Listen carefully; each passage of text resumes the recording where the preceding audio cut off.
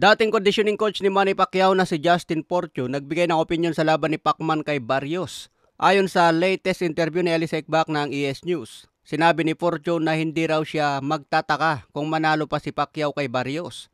Marami daw duda ngayon kay Pacman dahil sa kanyang edad, pero pinagtanggol ito ni Justin Porcio dahil siya ang naging conditioning coach ni Manny Pacquiao. Alam niya ang kalidad ni pambansang kamao. Mga haters lang daw ang nagsasabi na mabugbog si Pacquiao. Kahit daw edad 46 na si Pacman ngayon, hindi pa rin mawawala ang lakas at bilis nito. Isama pa ang napakaraming experience. Kung manalo raw si Pacquiao, hindi na magulat si Justin Porcio. Pero gugulatin niya ang buong earth. Mayayanig ang mundo dahil sa gulat. Paliwanag pa ni Justin Porcio, edad 46 si Pacquiao pero laging aktibo sa training. Hindi naman daw siya 46 years old lang na nakakulong lang at walang ginagawa. Magkaiba raw kasi ang edad 46 na si Manny Pacquiao kumpara sa mga ordinaryong tao lang. Ibahin daw ang bodybuild ni Manny Pacquiao dahil madisiplina sa katawan. Hindi naman daw lumobo ang katawan ni Pacman kahit matagal na walang laban.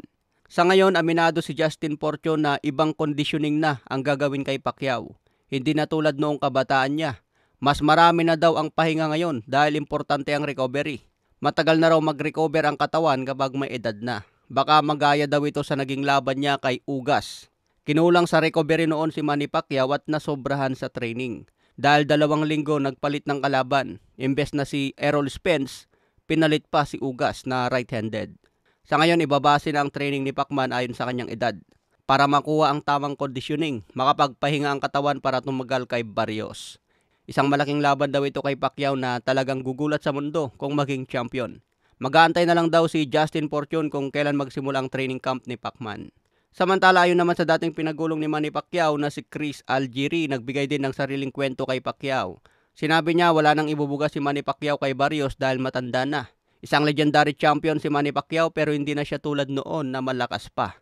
Sinabi rin ni Chris Algieri hindi patas ang ginawa ng WBC dahil ginawang number 5 si Pacquiao na inactive sa boxing. Hindi raw ito patas para sa mga boksingero na aktibo dahil na-bypass sila sa rankings. Pero naintindihan daw ni Chris Algieri ang nangyari dahil business ito ng boxing.